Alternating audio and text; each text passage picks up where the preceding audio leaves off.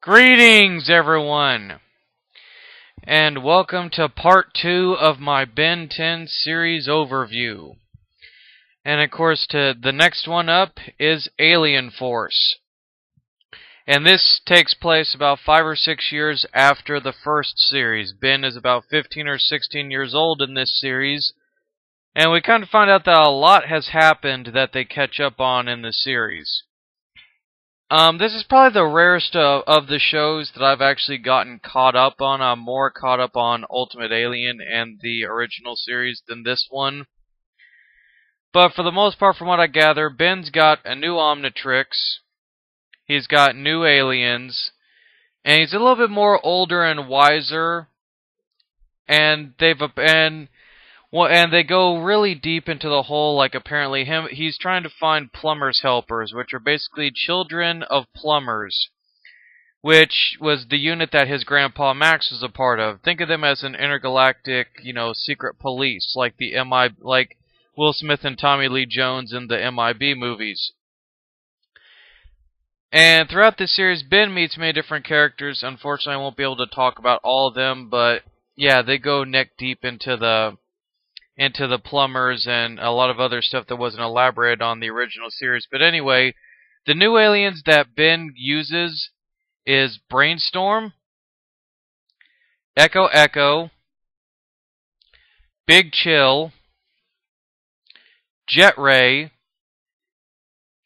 Chroma Stone, Clockwork, Shock Squatch, Humongosaur, Spider Monkey, Wrath, Alien X, Swampfire, Lodestar, Nanomech, Goop, and, well, of course, in this series, and I like this, they mature Gwen to where now apparently she can now use magic. However, we find out that Gwen is actually part of an alien race called the Anodites. Basically, in other words, she's half human, half alien, or at least like enough that it counts. And Anodites are basically mana is basically like the life force energy in the Ben 10 universe, and Anodites are able to manipulate mana into whatever shape or form that they want. They can basically bend reality if they want to.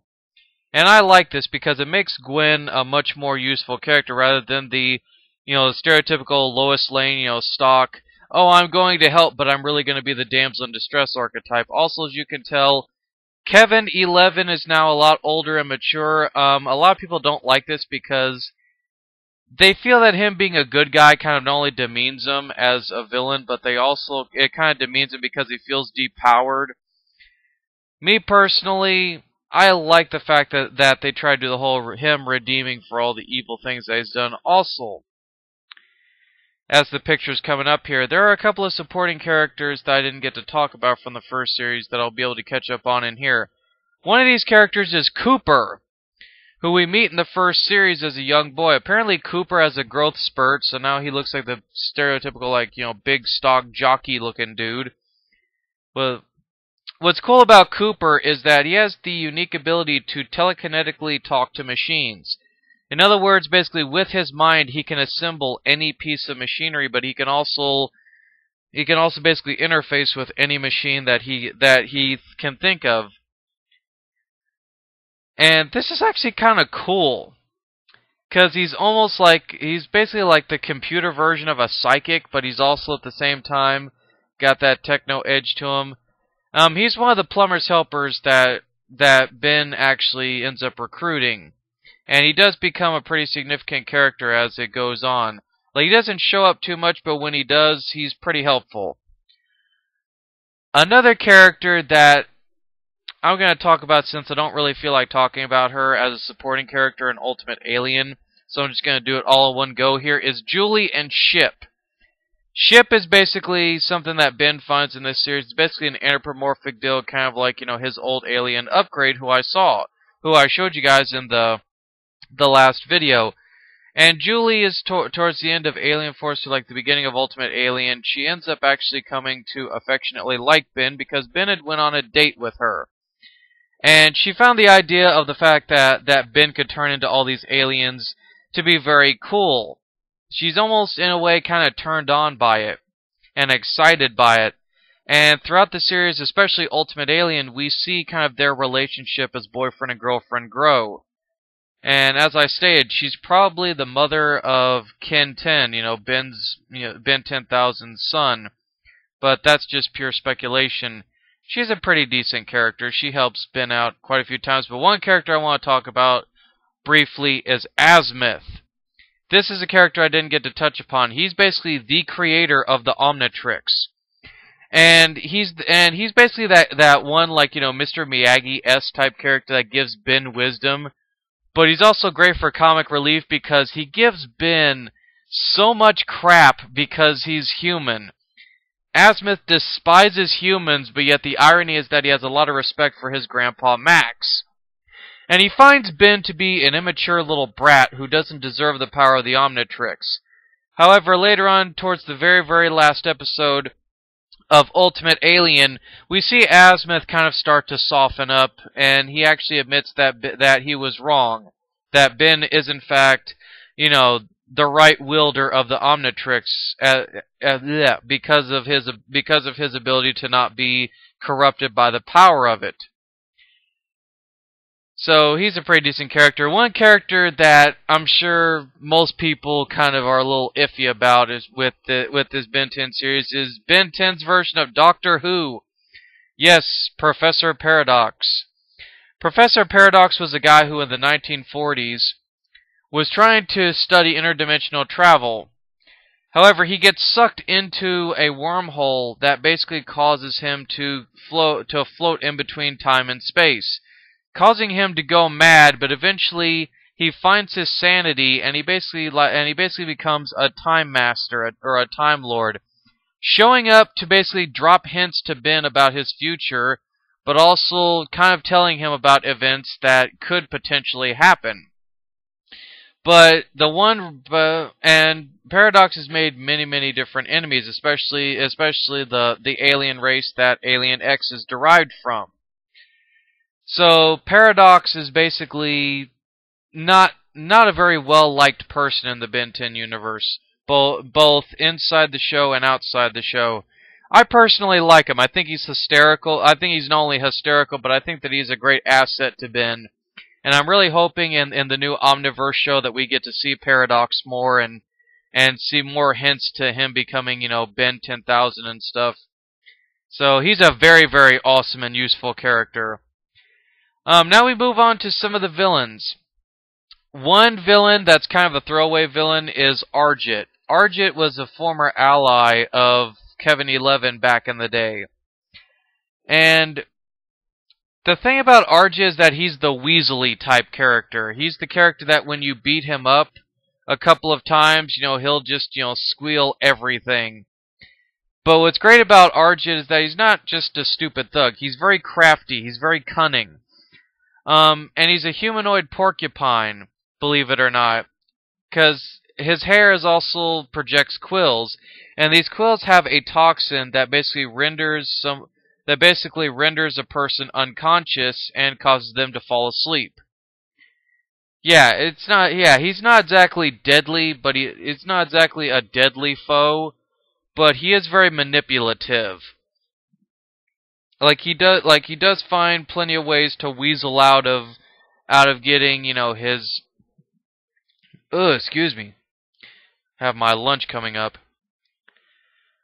He is kind of the Weasley character that always finds a way to get out of trouble. And the irony is that he either ends up screwing people over, or he ends up just escaping with nothing but his life.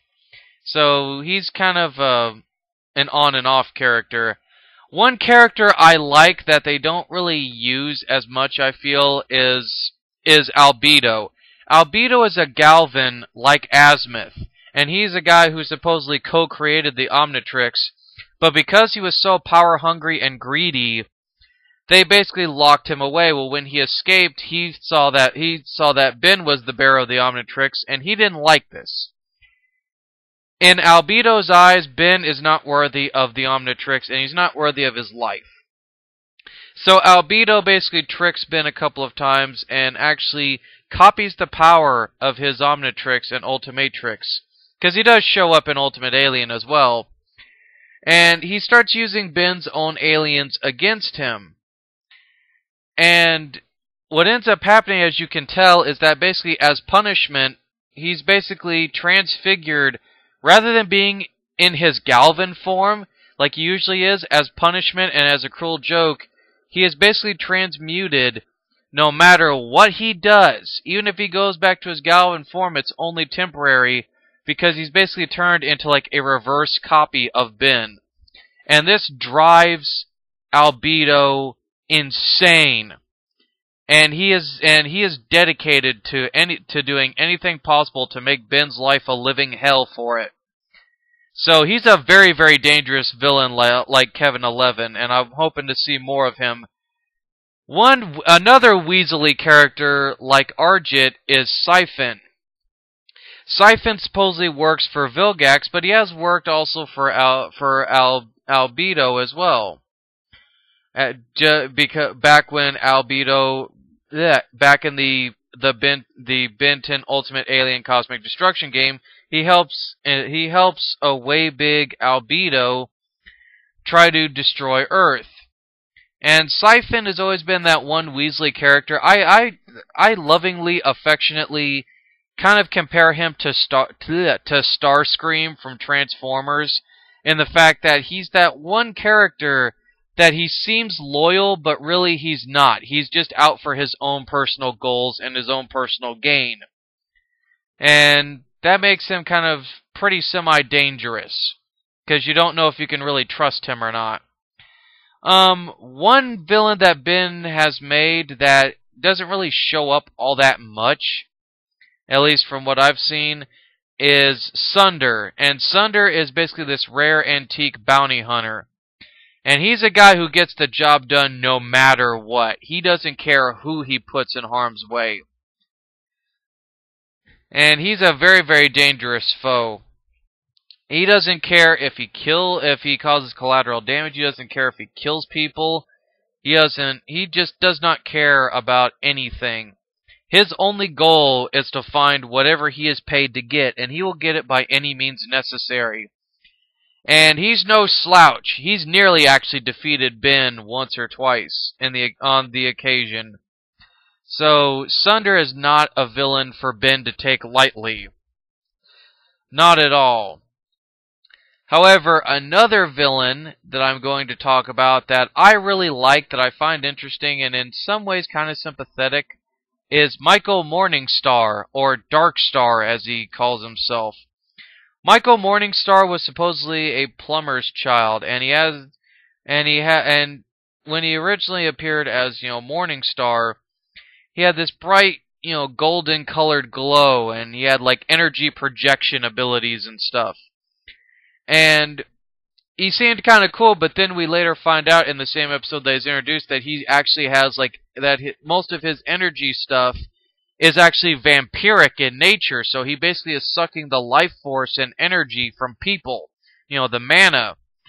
And when this is reversed upon him, he's basically looked like he does in this photo, this zombified form. And he ends up getting like a dark manipulative energy version of that, and he calls himself Darkstar. And he wears like this Man in the Iron Mask type helmet. And interesting thing to note, Morningstar or Darkstar is actually voiced by Wesley Crusher himself. Yes, Will Wheaton actually does the voice of this guy.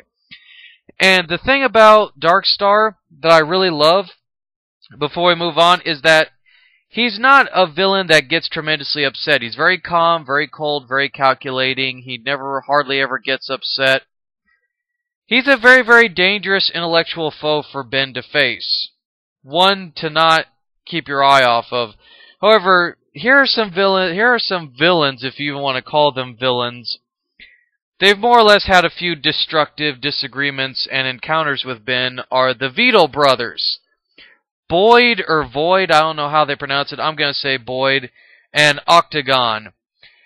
They're basically bounty hunters, but they're the worst kind of bounty hunters. Like, they're the cheap bounty hunters. They're the guys that you send in that are way too dumb to really get anything right. And their whole point, and they've always caused collateral damage. They've just always blown stuff up. They have a pennant for blowing stuff up, especially Boyd, the big one. And for some odd reason, apparently there's carbon copies of them, like thousands, because they've always died and managed to come back. And they're not so much villainous or cunning as they are more there for comic relief.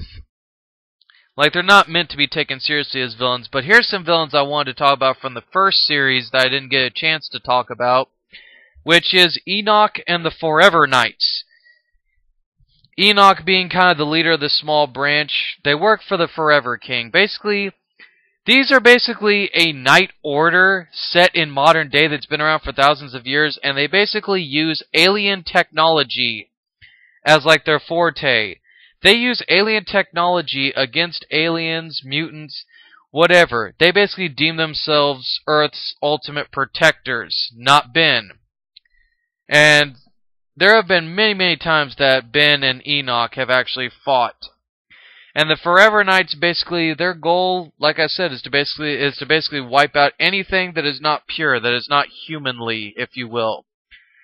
And I love the concept of that. They're a knight order that lives in castles. Like, they're basically like medieval knights with lightsabers and ray guns and stuff, which is very odd, very over the top, but yet in the way that they present the Forever Knights, it's kind of cool.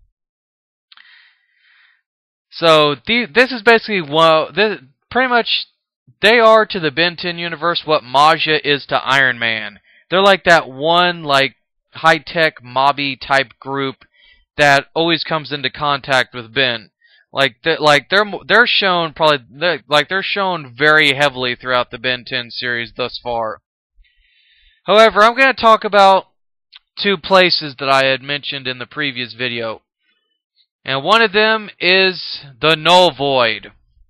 This is pretty much what I consider the love child of if you took DC's Phantom Zone and Marvel's Negative Zone and if they had a baby. This is not a very nice place. This is a prison dimension. This is where basically the plumbers store every criminal that they ever capture. There's a prison on this rock. There's tons of wildlife. The insane part about this is that it's a whole bunch of floating rocks. It's one big rocky alternate, evil dark dimension. It's pretty much got mutant T-Rexes, mutant pterodactyls, mutant bats. Basically, there is literally everything, any and everything in the Null Void is trying to eat you and kill you. And if that doesn't kill you, then runaway convicts will. If you don't make it to any of the nearby rocks or anything, you pretty much fall into an infinite void. Like you're just falling into the abyss, and you just keep falling and falling and falling until eventually you go mad and die. Yeah, this is a very dark, deep, and dank place. Not exactly a very friendly place to visit. So, the Null Void is something that Ben and many others try to avoid. However, speaking of the Omnitrix and Ben and the Galvan and stuff, I'm going to talk a little bit about the planet Primus. Now, Primus was actually constructed exclusively by Azimuth to power the Omnitrix. It's basically a living sentient planet that runs off of that, and as you can see there's these green veins. That's called the Codon Stream. It's basically this river that contains basically all the DNA, well, not completely all the DNA, but the majority of the DNA of alien species throughout the galaxy that Ben could use in his Omnitrix.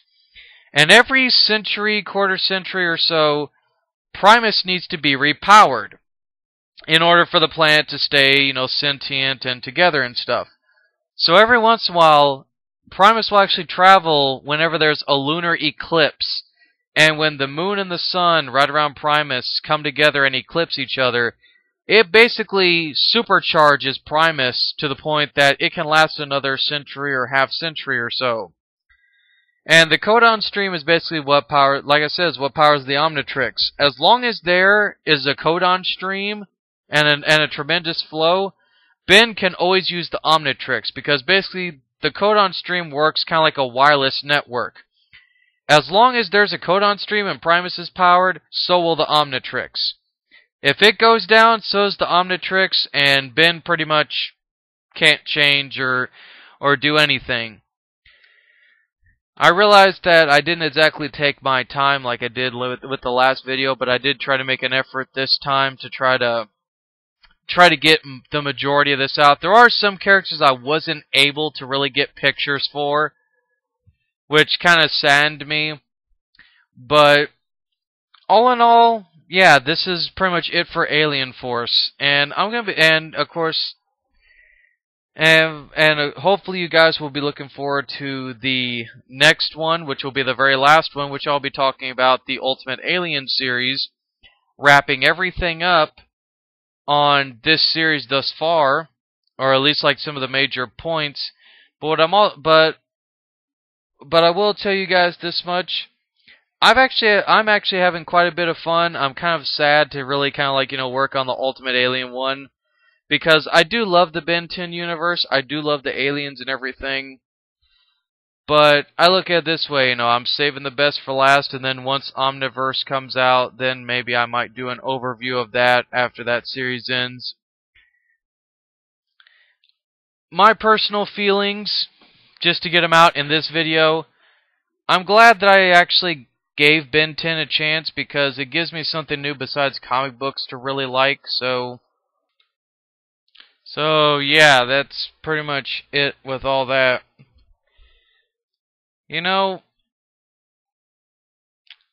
Some people like this show, some people hate it, some people like the other series. I don't know. But I will say this much: stay tuned for the next one, and I might possibly do an update video here in the future.